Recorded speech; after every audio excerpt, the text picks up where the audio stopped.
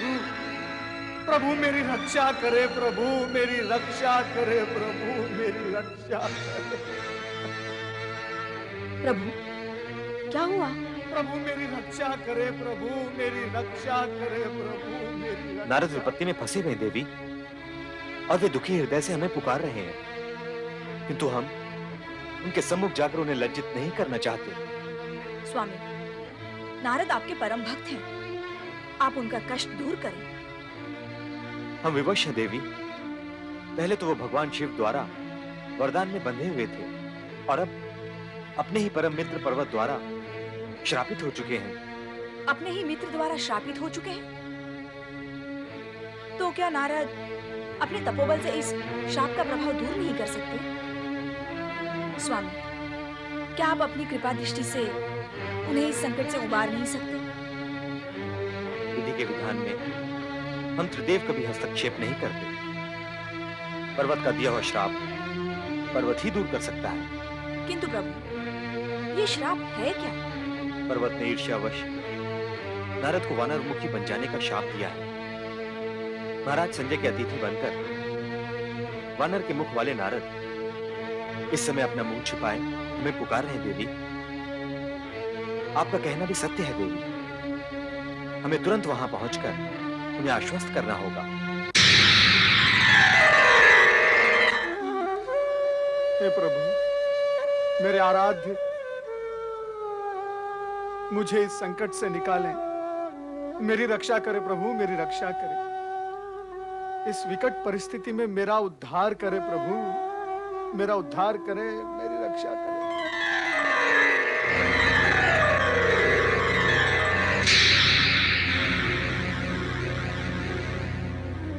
नारद, प्रभु, प्रभु मेरी रक्षा करे, प्रभु मेरी रक्षा करे, प्रभु मेरी रक्षा करे। ये क्या दशा बना दी है आपने मेरी प्रभु। प्रभु, भाग्य ने मेरे साथ कैसा क्रूर व्यवहार किया है प्रभु, आप देख रहे हैं। मुझे पूर्ववत बना दे प्रभु, कृपया आप मुझे पूर्ववत बना दे। इस लज्जास्पद स्थिति से मुझे उबारे प्रभु। उठो नारद। नारद, हम तुम्हारी पीड़ा से पीड़ित हैं, किंतु हम विवश हैं। जब तक पश्चाताप के तप से तपित होकर पर्वत स्वयं यहां लौटकर नहीं आता, तब तक तुम्हें इसी रूप में रहना होगा। नारद, वानर मुख धारण करने से तुम्हें कष्ट नहीं होगा। इस बीच तुम्हें अपूर्व अनुभव प्राप्त होगा। इसे अभिशाप नहीं, वरदान समझो नारद। इसे जीवन के नए अनुभवों से साक्षात्कार करो। प्रभु, कृपया कर अब यह भी बता दे कि मैं अपने मूल स्वरूप को कब प्राप्त करूंगा। पर्वत के लौटने तक का समय देखते ही देखते बीत जाएगा नारद। तब तक तुम दमयंती की छत्र छाया में रहो, तुम्हारा कल्याण हो।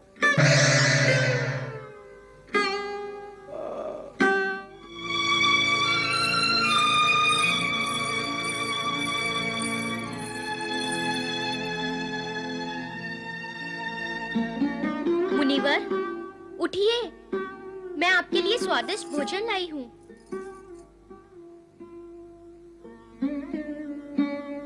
उठिए मुनिवर, उठिए, भोजन का समय हो गया है।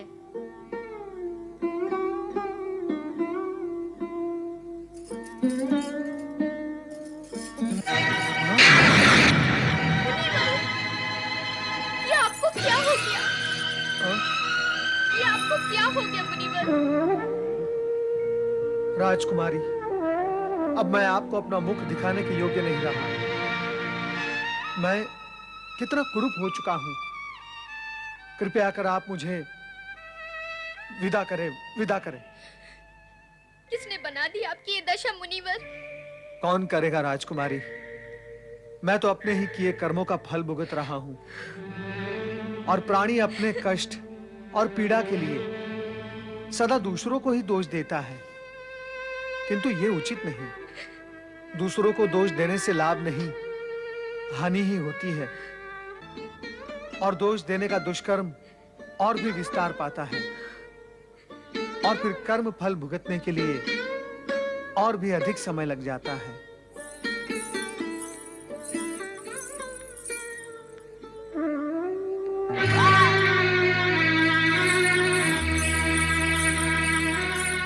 क्या हुआ? नारद मुनि, नारद मुनि,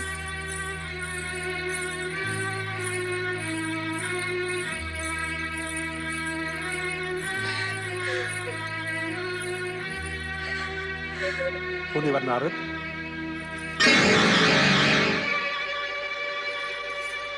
आपकी सारी सिद्धियां, सारे चमत्कार यहां आकर नष्ट हो गए और आप अपने आप को कुरूप होने से नहीं बचा सके। महाराज, आपने मेरी बात पर विश्वास नहीं किया। अब प्रत्यक्ष देख ले। नारद ने हमारी पुत्री पर कुदृष्टि डाली। उस पाप कर्म का फल भी भोग रहे हैं। नहीं माता, नहीं, सर्वथा ऐसा नहीं है। इन्होंने मुझसे कोई ऐसी बात नहीं की। इन्होंने तो सदा मुझसे दूर रहने की चेष्टा की है। दमयंती, नारद ने हमारे आतिथ्य का दुरुपयोग कर तुम्हें भ्रमित कर दिया है।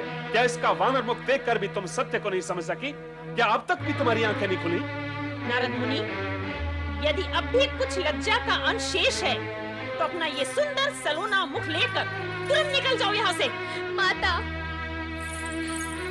किंतु मन ही मन मैंने अपना पति स्वीकार कर चुकी हूँ। पति मारी गई है तुम्हारी, बुद्धि भ्रष्ट हो गई है। एक रूप मुनि जो छली कपटी है, उससे विवाह करोगी तुम इस अभागे के साथ? किंतु पिताजी, कुछ भी बोलने की आवश्यकता नहीं है। हमने तुम्हारा विवाह राजघराने की रीति के अनुसार स्वयंवर द्वारा निश्चित कर दिया है। इस जीवन में इनके अतिरिक्त अन्य किसी को अपने पति के रूप में स्वीकार नहीं करूंगी, नहीं करूंगी, नहीं करूंगी, नहीं करूंगी। अब यही मेरे सर्वस्व है। नहीं राजकुमारी, नहीं, आप भावुक हो रही हैं। मुझ अभागे के साथ आप अपना जीवन जोड़कर उसे नष्ट न करें। राजकुमारी, मुझ में ऐसा कुछ भी नहीं है जिसके लिए आपको अपने माता पिता का विरोध करके इस राजसी जीवन को त्यागने का विचार करना पड़े। आपके लिए तो उचित यही होगा कि आप अपने माता पिता की आज्ञा का पालन करते हुए जीवन का सुख भोगे। मुनिवर, मुनिवर, मुनिवर, चलो। मुनिवर। राजा संजय ने अपनी पुत्री दमयंती को नारद के प्रेम से बलपूर्वक रोक तो लिया, किंतु राजकुमारी के मन मंदिर में तो नारद ही बसे हुए थे। नारद प्रताड़ित होकर अपनी सुध बुध खो बैठे थे। दूसरी ओर नारद के श्राप से पीड़ित और उससे मुक्त होने के लिए मुनि पर्वत वन वन भटक रहे थे। पीड़ा मुक्त तो केवल शक्तिशाली एवं सिद्ध पुरुष ही कर सकते हैं, और ऐसे चमत्कारी सिद्ध पुरुष त्वष्टा तो यज्ञ वेदी के सम्मुख अपनी शक्तियों की वृद्धि में संलग्न थे। प्रिय शिष्यों, हम यज्ञ आरंभ कर रहे हैं। तुम सभी एक स्वर में हमारा अनुसरण करना। आपके आदेश का हम पालन करेंगे गुरुवर। सर्वमंगल मांगल्ये, सर्वमंगल मांगल्ये, शिवे सर्वार्थ साधिके, शिवे सर्वार्थ साधिके, शरण्ये त्र्यंबके गौरी, शरण्ये त्र्यंबके गौरी, नारायणी नमोस्तुते, नारायणी नमोस्तुते, सृष्टि स्थिति विनाशानां, सृष्टि स्थिति विनाशानां, शक्तिभूते सनातनी, शक्तिभूते सनातनी, गुणाश्रये गुणमये, गुणाश्रये गुणमये, नारायणी नमोस्तुते। नारायणी नमोस्तुते। प्रणाम ऋषिदेव। ऋषिवर, आप चमत्कारी शक्तियों से संपन्न हैं, इसीलिए मैं आपकी शरण में आया हूं। क्या तुम्हें भी दुष्ट इंद्र ने स्वर्गलोक से निकाल दिया है? यदि ऐसा है तो आकर हमारे साथ यज्ञ में बैठ जाओ, किंतु यज्ञ में बाधा न पहुंचाओ। शरणागत दीनार्थ, शरणागत दीनार्थ, परित्राण परायणे, परित्राण सर्वस्यार्ति हरे देवी सर्वस्यार्ति हरे देवी नारायणी नमोस्तुते नारायणी नमोस्तुते सर्वस्वरूपे सर्वेशे सर्वस्वरूपे सर्वेशे सर्वशक्ति समन्विते सर्वशक्ति समन्विते भयेभ्यस्त्राहि नो देवी भयेभ्यस्त्राहि नो देवी दुर्गे देवी नमोस्तुते दुर्गे देवी नमोस्तुते। ऋषिवर, मेरे बाल सखा नारद ने मुझे श्राप दिया है कि मैं आकाश गमन करके स्वर्ग में न जा सकूं। आप में अपार शक्ति है, कृपा करके मुझे स्वर्ग पहुंचाएं। पुष्पवत, लगता है हमारे शत्रु इंद्र ने ही तुझे हमारे यज्ञ में बाधा डालने के लिए भेजा है। हम तुझे शाप देते हैं कि तू एक घोर संकट में फंसकर आकाश तो क्या पृथ्वी पर भी चलने की शक्ति खो बैठेगा। जा, इसी समय हमारी दृष्टि से दूर हो जा, नहीं तो हम इसी समय अपने क्रोध की ज्वाला से तुझे भस्म कर देंगे। क्षमा, क्षमा ऋषिवर, क्षमा। मैं बाधा पहुंचाने नहीं आया था, मैं तो अपनी बाधा दूर करने आया था। मैं चाहता हूँ, मैं चाहता हूँ। ऐं ह्रीं क्लीं चामुण्डायै विच्चे ऐं ह्रीं क्लीं चामुण्डायै विच्चे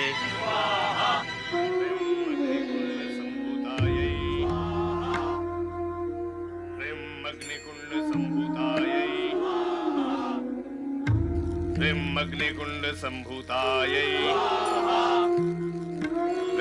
अग्निकुण्ड संभूतायै ह्रीं अग्निकुण्ड संभूतायै ह्रीं सर्वाभरण भूषितायै चलो देवराज को सूचित करें। ह्रीं सर्वाभरण भूषितायै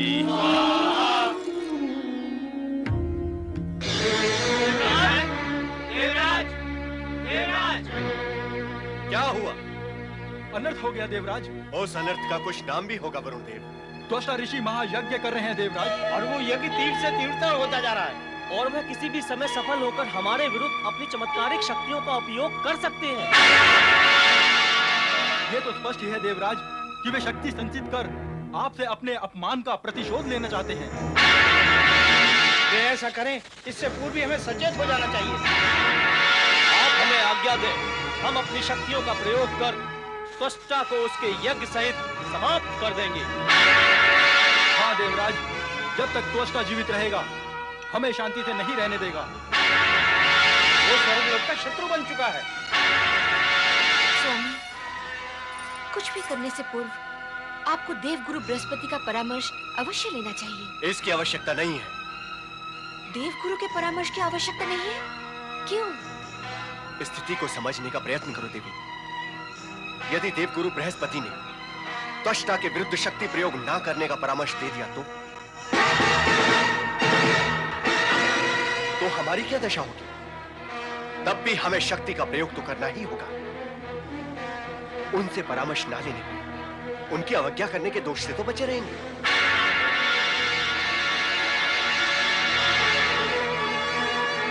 आप तीनों देव शीघ्र ही अपनी शक्तियों का प्रयोग त्वष्टा की शक्ति को क्षीण करने के लिए करें, ताकि हम शक्तिमान बने रहें। ह्रीं श्रीमत्यै सिंहासनेश्वर्यै ह्रीं चतुर्बाहु समन्वितायै ह्रीं चिदाग्निकुण्ड संभूतायै ह्रीं सर्वाभरण भूषितायै ह्रीं ब्रह्मग्रन्थि विभेदिन्यै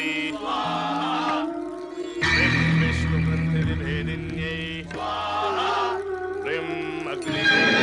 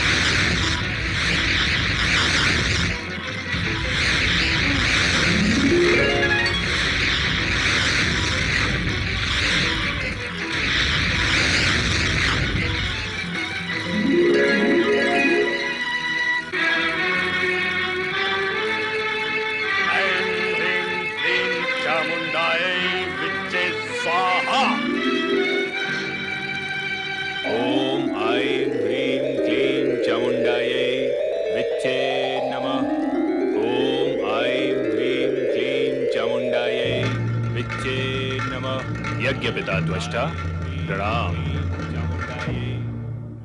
यज्ञ पिता त्वष्टा, मैं विश्वरूप त्रिशिरा आपकी यज्ञ संतान हूं।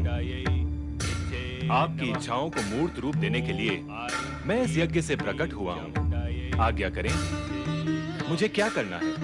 यज्ञ पुत्र त्रिशिरा, मैंने तुम्हें इंद्र से अपने घोर अपमान का प्रतिशोध लेने के लिए ही उत्पन्न किया है। मैं जानता हूं तुम अपार शक्तिशाली हो, किंतु इंद्र को दंडित करने के लिए जिस बल की आवश्यकता है वो तुम्हें तपस्या से ही प्राप्त हो सकता है। इसलिए तुम तुरंत वन में जाओ और ब्रह्मा जी की आराधना करके उनसे अमरता का वरदान प्राप्त करो। तत्पश्चात हमारे घोर शत्रु दुष्ट इंद्र पर घातक प्रहार करो। यज्ञ पिता, क्या आपको मेरी शक्ति पर विश्वास नहीं? प्रश्न तुम्हारी शक्ति पर विश्वास करने का नहीं है वत्स।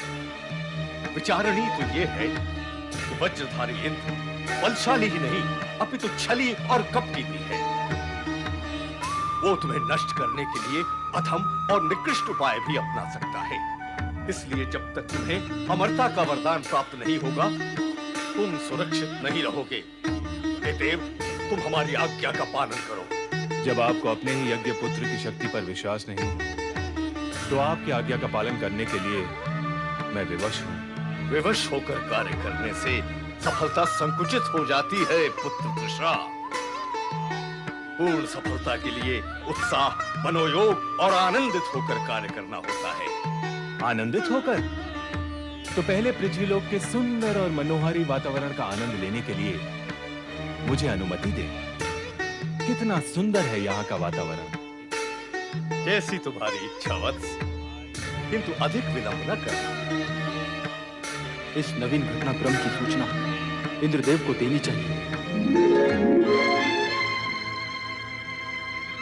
ये 3 सिरों वाला विचित्र प्राणी, ये तो हमारे लिए भीषण संकट उत्पन्न कर सकता है, किंतु हम उसे जीवित नहीं रहने देंगे।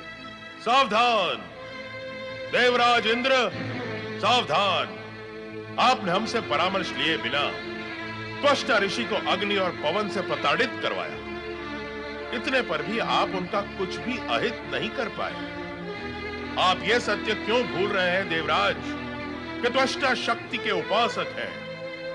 आपने उनके क्रोध को जगा दिया है। यदि आपने फिर से उन्हें हानि पहुंचाने की चेष्टा की तो इसके परिणाम विनाशकारी होंगे। तो क्या हम त्वष्टा के प्रतिशोध के प्रयासों को मौन होकर देखते रहे देवगुरु? स्वर्ग और देवगढ़ पर आने वाले संकट को रोकने का प्रयास ना करें, या सबको विपदा के मुख में ढकेल दें? नहीं देवगुरु, नहीं, ये कदापि नहीं हो सकता। तो क्या आप हमारे परामर्श को नहीं मानेंगे? आपके परामर्श की अवहेलना करना हमारा अभिप्राय नहीं है देवगुरु, किंतु ये भी संभव नहीं है कि शत्रु हमारे विनाश का आयोजन करता रहे और हम अपनी रक्षा के लिए कुछ भी ना करें। ये कदापि नहीं हो सकता।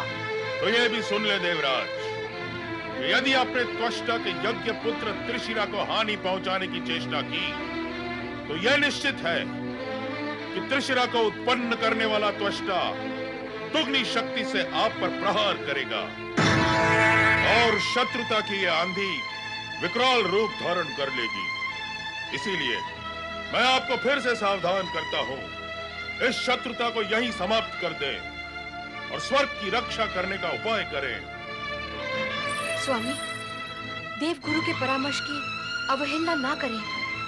त्वष्टा को हानि पहुंचाने का विचार मन से त्याग दें स्वामी।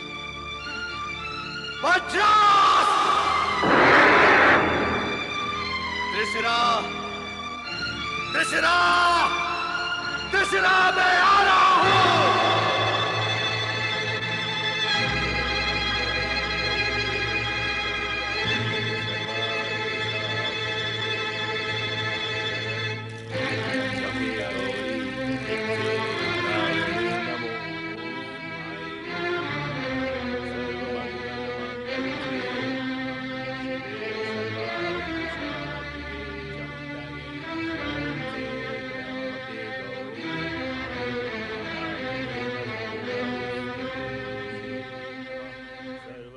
त्रिशिरा आश्रम में अकेला है, और त्वष्टा आश्रम से बहुत दूर है। त्वष्टा को तो ज्ञात भी नहीं हो सकेगा कि त्रिसरा का वध किसने किया है। विधाता ने स्वयं हमारा मार्ग सुलभ व सरल करके हमें ये अवसर दिया है।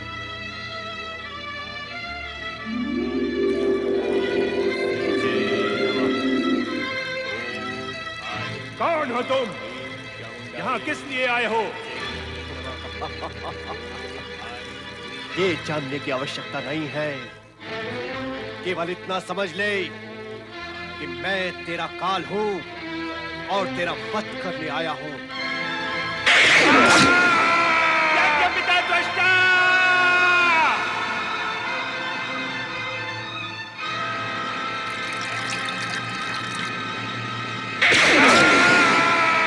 पिता त्वष्टा!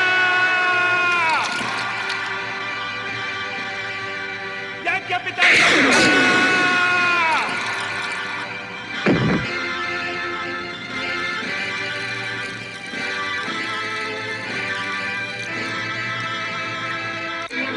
चलो शीघ्र आश्रम चलो।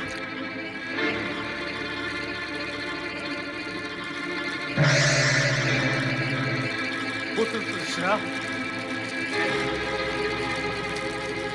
त्रिशरा, त्रिशरा, किसने किया ये जघन्य अपराध? कौन है वो दुष्टाधिक? ये दुष्कर्म अवश्य ही हमारे शत्रु इंद्र का है। कायर इंद्र, तूने कपट से हमारे यज्ञ पुत्र का वध किया है। तूने शक्ति उपासक त्वष्टा की सिद्धियों को चुनौती दी है। इसका दुष्परिणाम तुझे भुगतना होगा। हम तुझे और तेरे स्वर्गलोक को भस्म कर डालेंगे। शक्ति, हे परमाशक्ति,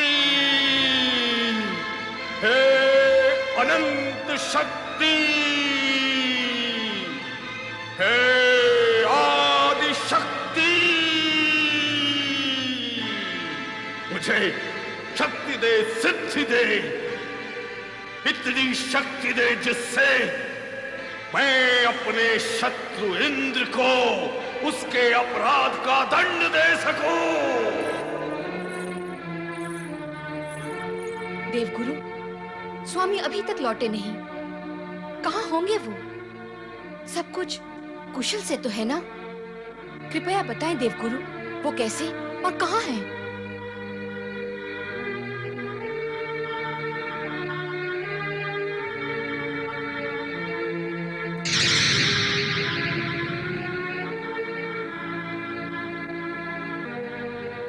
देवी शची, देवराज इंद्र ने एक जघन्य कृत्य करके अपना वज्र खो दिया है।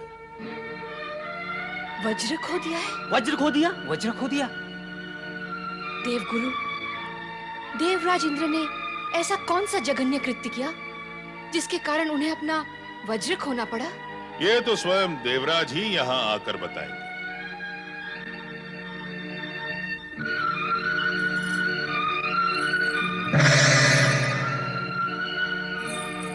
स्वामी, कहाँ गए थे आप?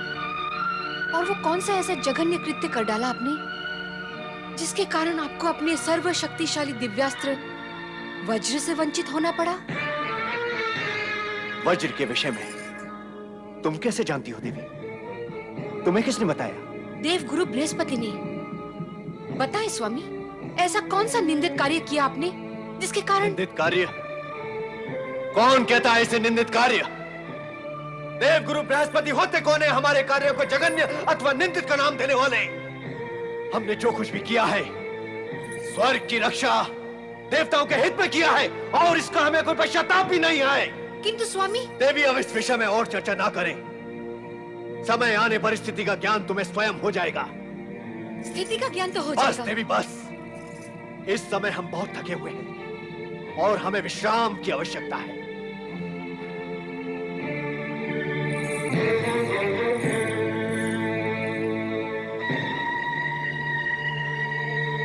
ये निंदित कार्य क्या है जो देवराज ने कर डाला?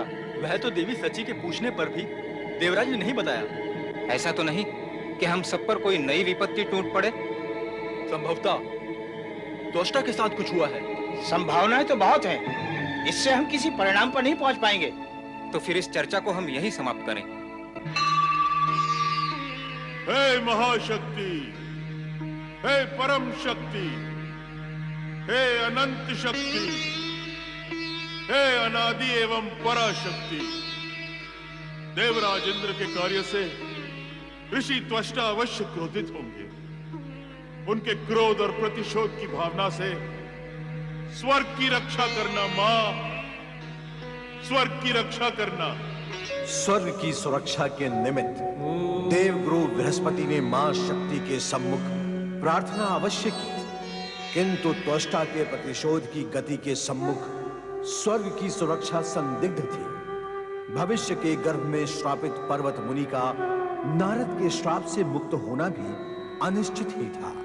पर्वत मुनि स्वयं भी भविष्य के सत्य से अनभिज्ञ थे। नारद ने मुझे श्राप दिया है कि मैं अपनी गगनगामिनी विद्या से वंचित हो जाऊं और फिर कभी स्वर्गलोक जाकर अपने गुरुदेव बृहस्पति के दर्शन न कर सकूं। परंतु नारद का श्राप फलित होगा क्या? जो स्वयं अपनी दिव्य शक्ति खो चुका है, अब वो देवर्षि तो क्या, साधारण ऋषि भी नहीं रहा। मुझे हताश होकर श्राप के भय से गगन में उड़ने के प्रयास को त्यागना नहीं चाहिए। हो सकता है कि मुझ में उड़ने की शक्ति हो और प्रयास करने से वो साक्षात्कार हो जाए।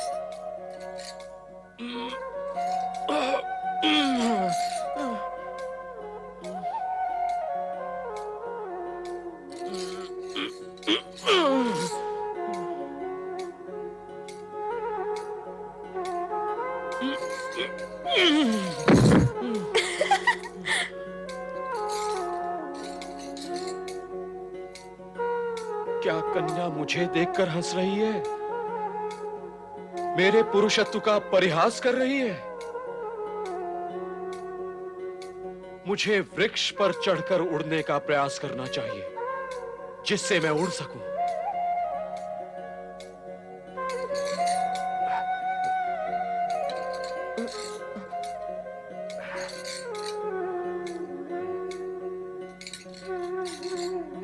मैं पर्वत मुनि, देवताओं के गुरु बृहस्पति का श्रेष्ठ शिष्य पर्वत, ये घोषणा करता हूं कि मुझे गगनगामिनी विद्या सिद्ध है। पूर्व की भांति मैं सहज रूप से आकाश में उड़ सकता हूं। दिव्य शक्तिहीन नारद का श्राप मेरी इस क्षमता में बाधक नहीं हो सकता। अब मैं उड़ूंगा, अवश्य उड़ूंगा, उड़कर ही रहूंगा।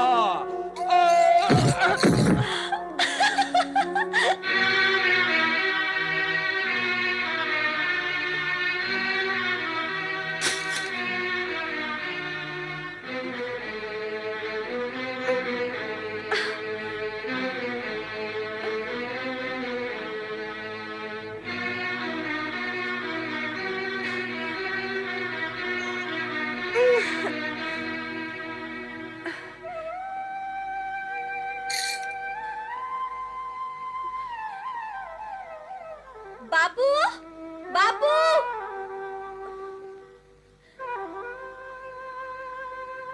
क्या हुआ पुत्री वन्या? क्या हुआ? ये क्या हुआ पुत्री वन्या? हैं? कौन है ये पुरुष? क्या हुआ इसे? मैं नहीं जानती बाबू ये कौन है। कोई सिद्ध पुरुष लगता है, परंतु किसी कारण अपनी विद्या खो चुका है। जब इसने उड़ने की चेष्टा की तो वृक्ष के नीचे गिरकर बेसुध हो गया। सिद्ध पुरुष?